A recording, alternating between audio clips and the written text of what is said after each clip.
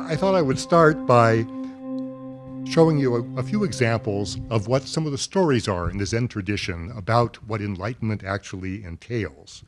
Let me see if I'm working. Here we go. These are very typical in the literature. One of the real joys of studying the Zen tradition is that you get to read some really fun stories. And this is an example of one that's quite well known.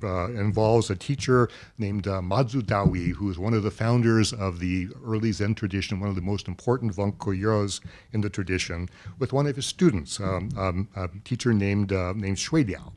So one day Shui Liao came to Madzu and asked him, what is the meaning of Bodhidharmas coming from the West? This may not mean much to you, but this is sort of a tag question, sort of a test question, which really asks, what is the meaning of Zen? What is it that Bodhidharma, the founder of the tradition, brought from India, supposedly, to China? What is Zen all about? Madzu replied, come closer and I'll tell you. When Shui Liao was quite close, Madzu kicked him in the chest, knocking him to the ground. In a daze, Shui Liao got up, clapping his hands and laughing loudly. And Madzu asked, well, so why are you laughing? Shui Liao says hundreds of thousands of approaches to Dharma, meaning teachings about the religion, and immeasurable sublime meetings are on the tip of one hair. Today I have completely understood them all. I've understood their source. Then I have another. This is from a teacher who I've been doing a lot of work on recently, a man named Gaofeng Yuan Miao in the Yuan-dynasty in China, who used a approach to practice that I'll be talking about later in the talk. This is a teacher who used this sort of koan technique. And here we have him struggling with one of these various koans or huato. I'll talk about what this is a little bit later. This is the question, if the 1,000 dharmas return to one, to what does the one return? And this sensation of doubt erupted. He says he stopped sleeping and forgot about eating. His mind was something that was nailed or glued. It could not move. So from dawn till dusk, dusk till dawn, I was lucid and profound, lofty and imposing, pristine and flawless, all Chinese alliterative binomes that come out of Chinese literature, actually. One thought lasted for 10,000 years and so on. But I'll talk about this a little bit later too. It's interesting, he says this happened in his sleep, actually. And that's an important point for the Korean tradition, as I'll just allude to toward the end of the talk. And then finally, I'll give you one more. So this is from a teacher, a contemporary teacher actually, who is the current head of the Choge order in Korea, the main Zen order in Korea. Who talks about when he was working on this koan that's called Xiangyan up a tree. And the koan's a very simple koan. A man, Xiangyan, is up in a tree, biting onto a tree branch to try to hang on to the branch so he doesn't fall to his death. And a person comes underneath him and asks him, what's the meaning of Bodhidharma coming from the West? Well, as Shui Liao, if he answers this koan, he's going to drop to his death. If he doesn't answer, he's not fulfilling his role to teach the Dharma. So what do you do? So that's the question. So he worked on this, we're told, this Master Jinje Pabwan, for 2 years and 5 months till he forgot about the distinction between retreat and free seasons. This is kind of like about summer and spring, winter and autumn. He forgot all about the passage of time. I continued to wrestle with this huadu, this question. One morning at 3 a.m., I was making my way to the main Buddha hall for the morning service, and in the darkness, I tripped over a rock and stubbed his toe. As I picked myself up off the ground, the huadu suddenly shattered to pieces. So that's what enlightenment entails. These are these very sudden sort of transformative experiences that happen seemingly in an instant. So what is going on that being kicked in the chest or tripping over a rock is going to bring about enlightenment? If you look at Indian Buddhism, we get some very detailed description about exactly what the constituents of enlightenment are, what the process is that leads up to that, what the contents of enlightenment are, and really what sort of transformation specifically occurs in the mind and the mental processes that lead to enlightenment. In Zen, we get stories about I fell down, I got up and laughed, and I realized 10,000 teachings are all on the tip of one hair. So what can we do to talk about these experiences? How can we try to outline what a process is here? There are, fortunately, a few examples and a few rather detailed accounts, in fact, in the literature that may help us understand what exactly is going on in these experiences. And this is especially the case in the tradition that I know the best, the Korean Sun tradition, which is another way of talking about the Zen tradition. This is the Korean pronunciation of it. I'm going to talk about the description of enlightenment and the processes underlying enlightenment from a text that is a real mouthful. It's the excerpts from the Dharma collection and special practice record with inserted personal notes. Breathe here. Fortunately, the Korean tradition knows this simply as excerpts, and that's how I'll talk about it in the course of the talk here. This is by a Korean teacher whose name is Bojo Jinul. Jinul is something like reticent knowing, or knowing reticence, maybe is the best way to put this, actually. He's a very famous teacher from the middle of the Choson-dynasty who really did master the full range of literature that was current at that time during the Korean tradition. He not only read scriptural materials, but he also read a whole panoply of Zen materials that had been brought in from China, but also had been written in Korea as well. And he tried to go through this material and really assess what the significance is of what is said here. And especially his big question was, what the Buddha said with his mouth in the scriptures should be the same as what he transmitted through his mind in the Zen text. And so therefore, is there a way to reconcile these two ways of talking about Buddhism? Either a scriptural, more expository description and a more sudden, direct revelation of truth. And that's really his goal in this text I call the Excerpts then. He lived at and founded a monastery named Songgwangsa, kind of tiny expanse monastery. This is the largest monastery in the south of Korea, the southwestern side of Korea. I had the privilege of spending 5 years at this monastery as a Buddhist monk, actually, years ago. I mostly sat, I don't have my pointer anymore, but I was in the very top corner up there, the top right corner for you, spending most of my time in that one particular hall for about 5 years. So I was able to first learn about Korean Buddhism from this direct exposure I had with the tradition. There was nothing available in English at the time about Korea. So I really learned while actually going through the life of a monk in this monastery. This monastery is also well known because the Koreans have 3 monasteries that represent the 3 jewels of Buddhism, the Buddha jewel, the Dharma jewel, and the Sangha jewel. And this particular monastery is known as the Sangha jewel monastery because of its long history of performing Buddhist meditation practice. This is one of the real bastions of practice in Korea. So it was a great place to have some exposure to this as well. So this text that I'm going to talk about, the Excerpts, is a text that is completed in around 1209, just before Jinul dies. It's a product of really a lifetime of study, and it is a sort of a vade-mecum that he creates to help his students understand how to practice, what Buddhist practice, and specifically Zen or Sun practice, actually entails. It also offers a kind of ecumenical vision about the unity of Zen practice and of Buddhist doctrinal thought, Sun and Kyo, as the Koreans call it. And I think his outline of practice in this text is so compelling that it becomes one of the basic texts of the Korean monastic curriculum from the mid-Choson-dynasty onwards. Like many of the writings of this particular teacher, we have a very different picture of Sun in Jinul's writings than we do from many other teachers. Commonly, just as in the stories I gave you before, we have these tropes about the iconoclastic, bibliophobic Zen teachers who burn the books of their own teachers, who burn the icons of the religion as a way of showing their non-attachment to the tradition. But Jinul was very different. He didn't really have a lot of exposure to other Zen teachers at his time. The tradition was rather moribund during his time. And so he went to the source that was available to him, which were the texts. And he looked at both texts that were connected with the doctrinal lineage as well as with the Sun lineages in Korea. And so all of his experience really with Sun comes about from his reading. So this is an interesting case where, as I'll talk about a bit later, Sun often portrays itself as a tradition that does not rely on words and letters. Here we have a case of a Sun teacher whose entire career is built around his reading of words and letters, actually, in fact. And indeed, each of his three major awakening experiences is prompted by his own personal reading of a specific text, including one of them, the Platform Sutra, that we've talked about today, actually in our seminar. His esteem for the writings of both Sun and this broader scriptural tradition of Buddhism is nowhere more evident than in this text, the Excerpts. This is built around a text by this teacher I have up here, Guifeng Zongmi, who we also have talked about extensively during our workshop over the last 2 days. He's a Buddhist scholiast who is the putative fifth patriarch in a Zen lineage and also in a doctrinal lineage, the Huayan school.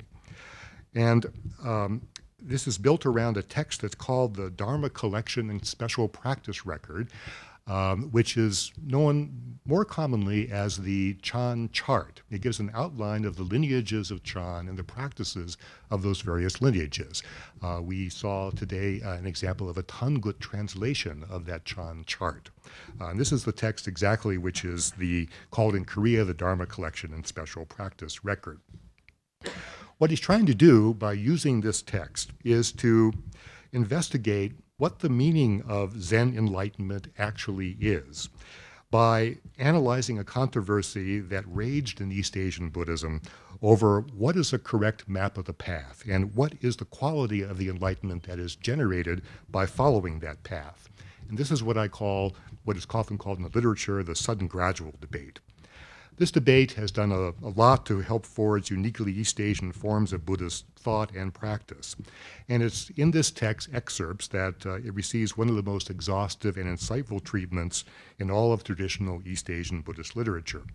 The crux of the debate, and this goes to the very question of what Zen enlightenment is to respond to the question of whether enlightenment is something that is achieved all at once in a sudden burst of insight, a sudden transformation of mind, or whether enlightenment is something that unfolds gradually, either by following a rigorous course of religious training or as a result of some sort of natural process or spontaneous process of soteriological development. So is it sudden or gradual? Spoiler alert for Chinol, it's both, actually, is what he's going to say finally. The debate, as it evolved over time, involves some very detailed doctrinal analyses and exegesis. And Chinol, as a textual specialist, even though he's a Sun practitioner as well, he's a very good commentator in going through all of these analyses and trying to figure it out. But this isn't really a scholastic squabble. It goes to the very heart of what Buddhism itself is and how the religious practice of Buddhism was to be conceived and performed. And it goes to the very core of the question of what Zen enlightenment actually means. By the middle of the Tang Dynasty, so once we get into the 8th or 9th century or so, most of the schools of East Asian Buddhism were exploring this sudden gradual debate in great detail and suggesting in turn a number of different sort of schemata, outlines of training. And the Zen tradition, as it defined itself, was especially concerned with this issue. In fact, its own self-identity as an independent school is defined in terms of this so-called sudden teaching, this dun jiao or dong dong yo.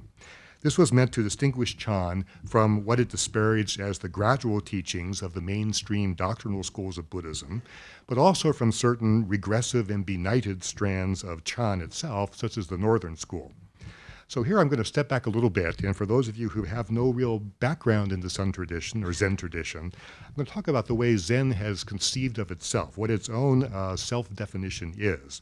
And I'm going to use here a very famous verse that's attributed retrospectively to the founder of Zen, the Indian monk Bodhidharma, who was asked, why did Bodhidharma come from the West bringing Zen to China? And this is a verse that's attributed to him certainly much later, actually. But The Zen first defines itself by having a unique pedigree within Buddhism. It's a separate transmission outside the teachings, meaning outside the scriptural teachings of the religion, which occurs mind to mind, from the Buddha through various lineages of patriarchs and teachers of Zen down to the current generation. And because it involves a mind-to-mind transmission, it isn't something that has to be conveyed via speech or language or written scriptures. It's transmitted by the mind to the mind of the successors. And for this reason, it doesn't rely, it says, on words and letters, on doctrinal accounts of Buddhism as found in the scriptures. So there's this bu li wen zi there. And then second half of the verse is defining the soteriological approach that is distinctive to Zen. Zen is something which directly points to the human mind so that one may see one's nature and achieve Buddhahood. So the question then comes to be, what is the nature which, if seen, will enable us to achieve Buddhahood, and how is it that we directly point to the human mind? What do we do to directly point to this human mind? This idea that enlightenment or Buddhahood or Buddha nature is something that is achieved simply by directly pointing to it or seeing it, or maybe recognizing or perhaps better recognizing it, harkens back to accounts that have actually a long pedigree in Buddhism. Even in some early Buddhist texts, such as the Anguttara Nikaya in Pali, you find lines like this one here. The mind, O monks, is luminous, but it's sullied by adventitious defilements that come from without. This luminous quality of mind is what the Sun tradition is going to call, or in which Chino particularly calls, numinous awareness. And I'll talk about that in just a bit too. And he equates this idea with the quality of sentience, which is common to all sentient beings. This quality of sentience is something that quite literally is said to shine over the sensory realms, illuminating them and allowing them to be cognized through the 6 sense faculties. And this isn't simply a figurative usage. This is actually meant to be that the mind is essentially a bright light that is shining out into the world, illuminating the sense spheres, allowing us to experience our world. So we have a very famous teacher, Linji Yishuan, the founder of the so-called Rinzai school of Buddhism, who says, you meditators are right now vividly illumining all things and taking the measure of the world. You are the ones who give the name to the 3 realms of existence. So as this inherent radiance and luminosity of the mind is restored and strengthened through meditation practice, the brightness of the mind becomes so intense that it essentially shines through objects, exposing their inherent emptiness. So it isn't simply now illuminating the world, it's actually shining through the world, exposing what the true nature of that world is. It's kind of like if you were to take your hand and put it in front of a searchlight. Your hand looks quite solid. Put it in front of the light, you see all the bones, tendons, sinews, and veins, and realize there's something more to it than what we normally see with our senses. So this sentience is what he calls numinous awareness, this ling zhi, and this is the fundamental quality that is innate in all sentient beings. It's a faculty that is what gives us the potential to achieve enlightenment, but it's also the quality of mind that is perfected through Zen practice and through a process which the Zen tradition calls tracing back the radiance, this panzhou or fanjiao. This is a kind of meditation practice, and it is practiced as a meditation, but it's also, I think, more generally the faculty of introspection that's developed during all kinds of meditation. One of Geno's later commentators, commenting on this passage in Excerpts, he actually calls panzhou, tracing back the radiance, as tracing the radiance back to the numinous awareness of one's own mind. And this is like seeing the radiance of the sun's rays and following that radiance back until you see the orb of the sun itself. So you look at the sunlight coming across in rays, you trace them back, and you see eventually the sun. You trace the rays coming out from your mind back, and you see the source of the mind itself, this natural luminosity of mind. So Gino goes through and provides sort of a very general analysis of the sudden gradual issue, and then begins to focus in his text on various schemata of religious practice, or soteriology, as I'm going to call it, various schemes of training. And he comes up with one that he believes is the most ideal to the needs of the vast majority of Buddhist practitioners. This is what he calls a sudden awakening followed by gradual cultivation. And I'm going to call this sort of a moderate Subitism because there is sort of a gradual component to this sudden style of training that he outlines here. And what he suggests here is that genuine practice is only going to really work if it's based on the foundation of an initial sudden awakening, because that's what gives you the true sense of what reality is. And only by being grounded in that initial sudden awakening can practice be correctly oriented and thus able to lead to enlightenment. So it's sort of like Buddhism. I've often tell my students, it's sort of like providing you with this map of the path that leads to enlightenment or nirvana, however you want to term what that final goal is. And you have this very detailed map that is outlined in various scriptures of Buddhism, described by various teachers of the religion. But the trouble is you have this map, and which way is up, which way is down on this map. You have this very detailed map, but until you orient that map, you don't know whether you're really going in the right direction or not. So what the sudden awakening does is give you that correct orientation. Everything locks into place. You can see exactly where the path leads in and follow it for that reason very simply, and know you're going to be going in the right direction with that. So the sudden awakening is when you successfully trace this radiance of the mind sentience back to its source, and you've seen the Buddha nature. And this is how he defines it in his text here. So you follow the light of the mind back to your source, and you discover your own original nature. And you see that this nature is exactly the same as that of all the Buddhas then.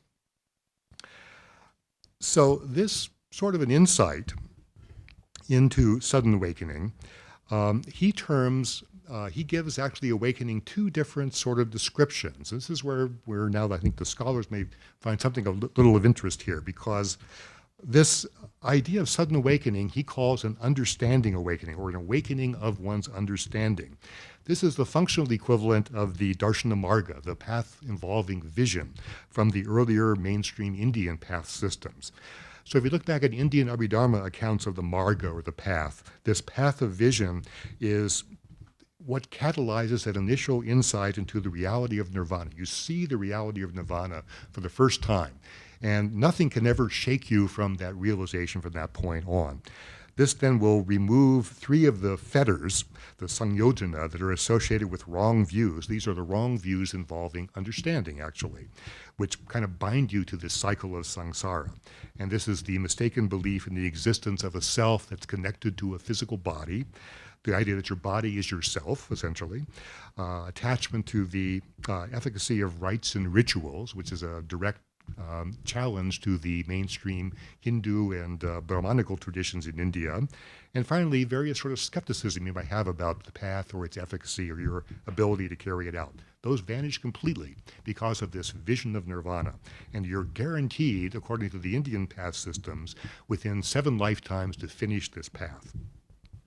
So this path involving vision brings about a clarification of perspective, essentially, concerning the true nature of reality, which is exactly what Chino describes the understanding awakening being. So this is something which is not achieved, he says, through progressive development, but it comes in a single moment of insight, and therefore he calls it sudden. So you may, at that point of sudden awakening, you may know you're a Buddha. Your understanding is clarified, right, through this understanding awakening. So you know you're a Buddha, but the question is, can you act like a Buddha at this point?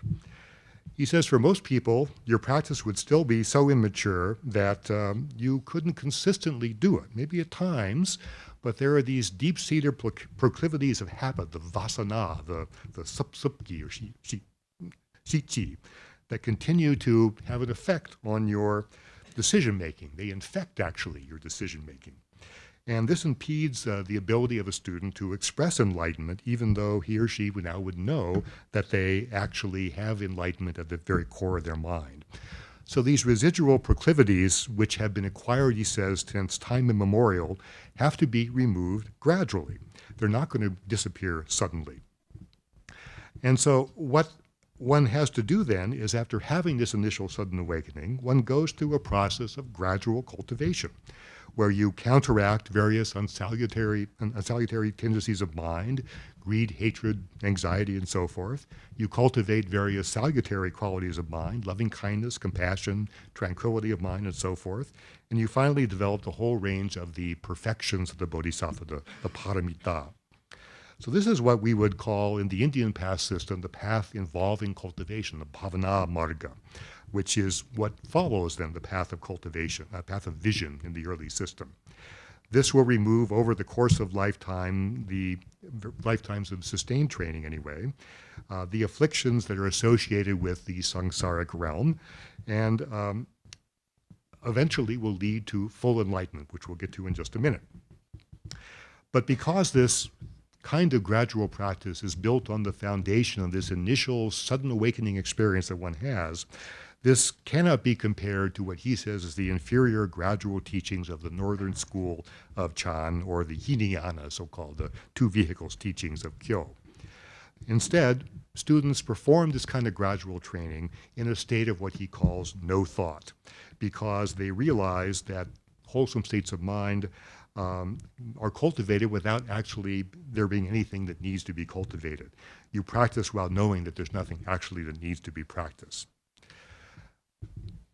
So from an ultimate standpoint then, even though you're practicing the various types of training that Buddhism has always talked about, these are always done in a perpetual state of no thought. So eventually, as this practice matures, the understanding and the action, your knowledge and your conduct are going to become fully aligned. And at that point, there will be nothing that you need either to eliminate or to develop. And there, at this intersection between knowledge and action, you experience then a final, what he calls realization awakening, a confirming awakening, which is equivalent to what the Indians call the path where no further training was necessary, the Ashaiksha Marga, or the path of completion, the Nishta Marga. This is the last of the 5 stages of the path scheme in traditional Yogacara and Abhidharma. And at this point, after finishing this regimen of sudden awakening followed by gradual cultivation, Chan would produce adepts who not only would know they're enlightened, but also could act as if they were enlightened. And put another way, the Buddhahood that's achieved in its potential form in the initial sudden awakening becomes actualized through this gradual cultivation. And Chino follows Zongbing as a very good analogy for what this entails. This is like a baby who is born, and at the moment of birth, an infant is a human being. With any luck, they've got 5 fingers and 5 toes, well, on each side, so 10 fingers, 10 toes, I guess, and and they've got 2 eyes and a nose and 2 ears, and they're a human being. But any of you who have raised children know it takes a long time for them to grow into their potential as human beings and actually be able to function as an adult. And that's the maturation, that's the growing up that's necessary through gradual cultivation.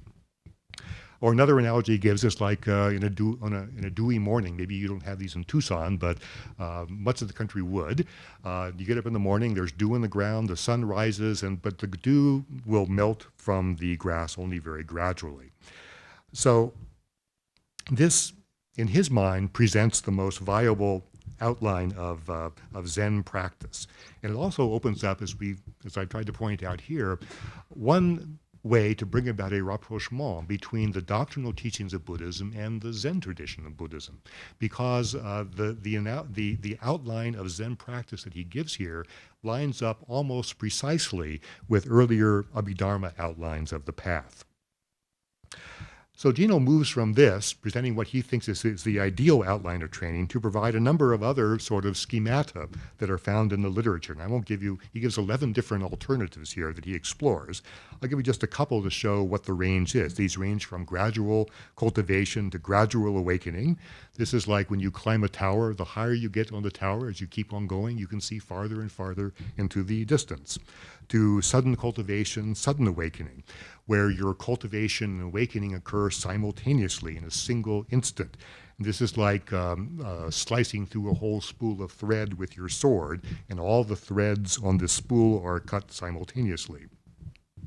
So he examines all of these, looks at the underpinnings of these sorts of schemata, and describes which type of practitioner each of these may be suitable for, but says even though these are suitable for certain very narrowly circumscribed sets of adepts, for the vast majority of people, sudden awakening followed by gradual cultivation is the best suited. So he goes on from there in his exegesis, what he calls his personal notes, to build out from this coverage of soteriology a much broader discussion about these different taxonomies of sudden and gradual that have been promulgated by different Chinese teachers. He uses Zongmi, a couple of texts by Zongmi, the Chan Preface, which we've talked about in our workshop several times, Zongmi's commentary to the Perfect Enlightenment Sutra. He looks at Huayan commentary by Changguan, one of the patriarchs in that tradition, and by a couple of books from Yongming Yansho. One is the Zongjing Lu, the record of the Mirror of the Source record, and the Myriad Good Deeds in their common end, the Wanshan Tongguiji, which our own Albert Welter has worked on, actually. So these personal notes is very extensive. It offers one of the most exhaustive examinations in the literature of this sudden gradual debate. But at the end of this, he tacks in a very different direction.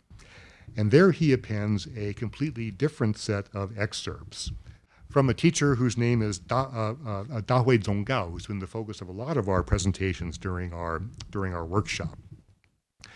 And this is a teacher who lived about a generation and a half before Jino. The contrast between these two sets of excerpts, the excerpts from Dahui's letters and the excerpts from Zongmi's Chan chart or Dharma Collection Special Practice record, couldn't be more stark. No longer are we reading a dense analysis of the constituents of Buddhist belief and practice, written in the refined, sometimes even turgid prose of exegetical literature. This kind of material, like in the earlier material he was covering, commentators would say are dead words, the sarugu or suju. I'll get it out here eventually. But instead, in these excerpts from Dahui, we have a clarion call to the breakthrough that is enlightenment, described in the exuberant, even iconoclastic colloquial language of Song-dynasty vernacular Chan materials. These are what Chino calls the live words of the mature tradition. And Dahui's works and letters are a quintessential example of these live words and how they can be employed as a topic of meditation in their own right. And this is, in a way, what he's doing. He's trying to reconcile what John Jorgensen in our seminar called the difference between radical and conservative Chan. This is exactly what he's trying to perfect here, actually.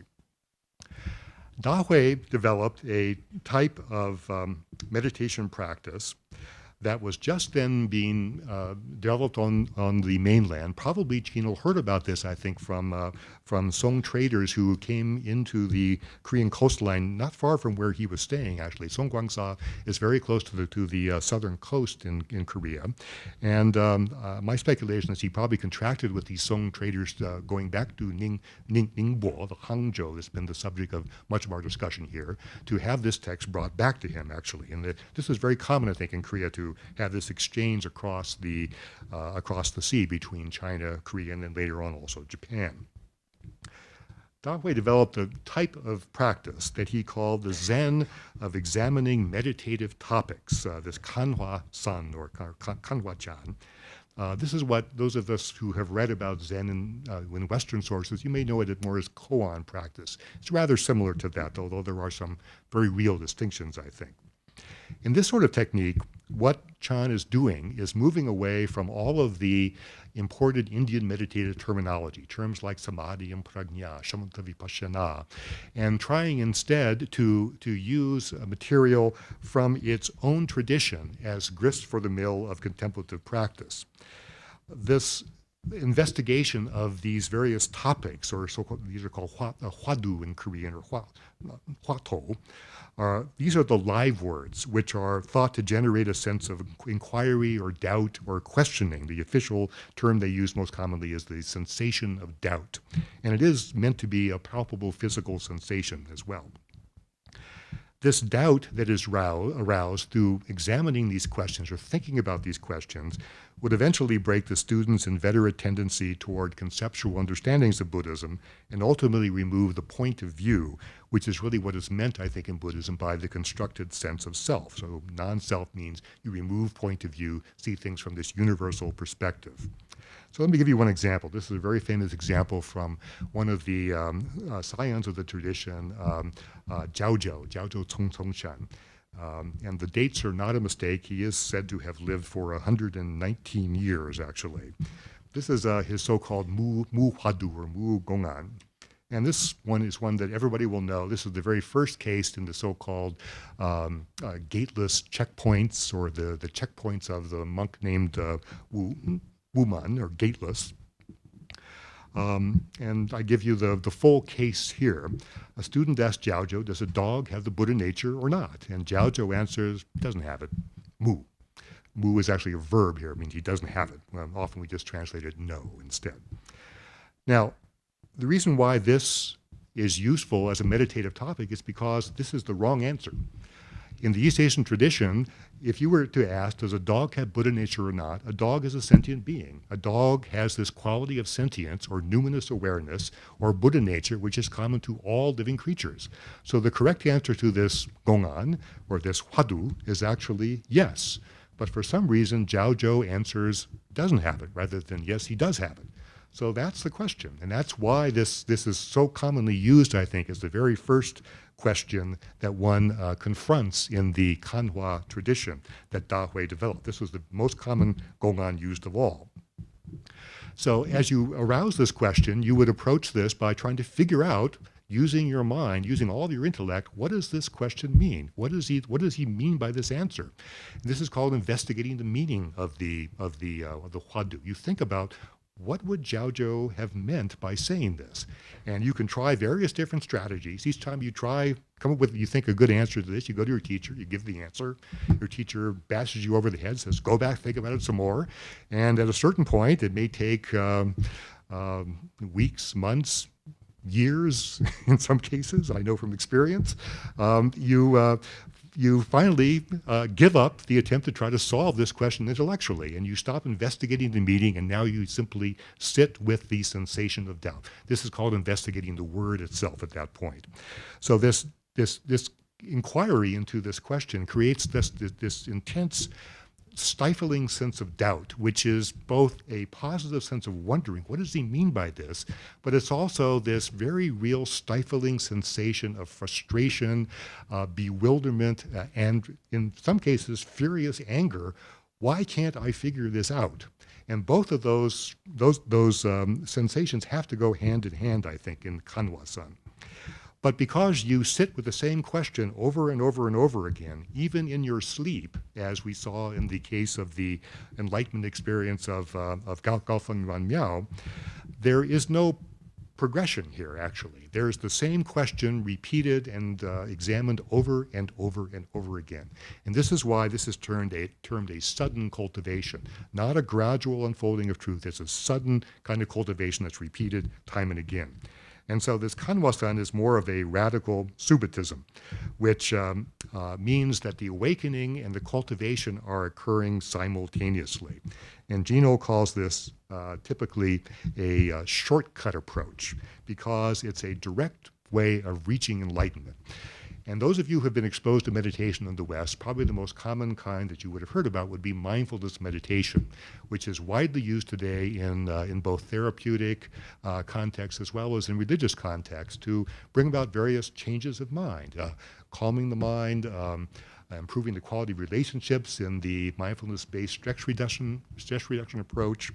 So there's sort of positive qualities that are developed through meditation. Kanhwa-san is, I think, just the opposite. It's not trying to make you happy. It's trying to make you very angry that you cannot understand this because you are not allowing your enlightened nature to approach the question. You're trying to figure it out using your usual tools, which are never going to work. And so kanhwa-san really does lead to a very strong, palpable physical sensation of anxiety, frustration, as well as all of the good things like wondering, questioning as well. One of the analogies that's often used is one that we talked about today in our seminar about a mosquito on the back of an iron ox. No matter how many times that mosquito tries to sting or bite that ox, he's never going to get any blood out of that ox, So that's the continued pushing at it over and over again until you finally get it.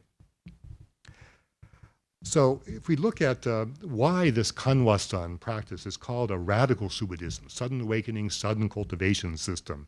This is a verse I've taken from a teacher named Zhongfeng Mingbun, who's the student actually of the Gaofeng Miao, who I gave the Enlightenment experience of, who talks about how this kanhwa-san doesn't involve any progression. It's free from all extremes and representations. In one realization, all is realized. In one cognition, all is cognized. So Jino was exposed to this technique late in his life. And it really is only at the very end of his career that he begins to really talk about and to use this technique in his own teaching. But we're told he was very much inspired by this, maybe even enlightened through this. And in fact, his final enlightenment experience is said to come from his reading of Dahui's letters. But he was really struggling with how to reconcile these two different models of practice, the sort of gradual, sudden awakening, gradual cultivation, a moderate Subitism with this radical approach of Dahui. And so his interest in kanhwa-san adumbrates what becomes eventually in Korean Buddhism a fusion between this soteriology that comes really from Zongmi, of sudden awakening followed by gradual cultivation, and the practice of Dahui, which is said to be more of a radical Subitism instead. And so it's really with Chino that we see this attempt to reconcile these two types of approach then. So Chino really struggled with this issue of how to reconcile these two kinds of strategies. We don't see this, though, in his successor, this man named Jingakuksa or Heishim. He made kanhwa-san the very core of his own approach to practice. And he essentially all but abandons all of the other kinds of meditation techniques that Jino also had taught. And as but one example, I give here's a little quote from Heishim. One of the techniques that Chino adopts from his reading of the Platform Sutra is the concurrent cultivation of samadhi and prajna, to develop them simultaneously. And Heishim tells us here that even though shamatha vipassana, samadhi prajna may be the be-all and end-all of practice, actually kanhwa-san is an even shorter, more direct approach. And these are actually subsumed within kanhwa-san.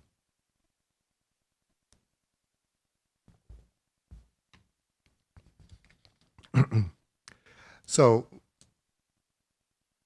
Heishim also is important because he was the one to compile one of the very first of these koan collections or gongan collections, the Yamsung Jip, which Arjunan and John Jorgensen have both done substantial work on, translated a large portion of that actually for collected works of Korean Buddhism series that we all worked on together.